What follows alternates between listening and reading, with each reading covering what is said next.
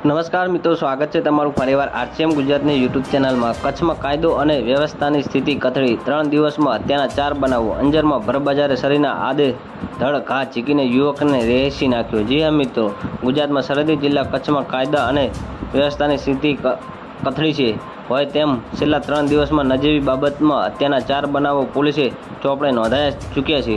ગાંધીધામમાં જુગારની લડાઈમાં એક યુવકની હત્યા થઈ હતી। એક જ દિવસે માધાપરમાં ભાઈ ભાભીની હત્યાનો કિસ્સો પ્રકાશ આવ્યો હતો। આ સિવાય ભુજના એરફોર્સ સામેથી એક યુવાનની હત્યા કરાયેલી લાશ મળી આવી હતી, જેમાં મોબાઈલના કારણે યુવકને મોતને ઘાટ ઉતારી દેવામાં આવ્યો હોવાનું સામે આવ્યું હતું। આ ઘટનાને તપાસ પૂર્ણ નથી થઈ ત્યાં અંજારમાં હત્યાનો બનાવ સામે આવ્યો છે। જી હા મિત્રો, અંજારમાં જાહેર રોડ પર એક મજૂરની હત્યા કરવામાં આવી છે, જેનો વિડીયો સોશિયલ મીડિયા પર વાયરલ થઈ રહ્યો છે।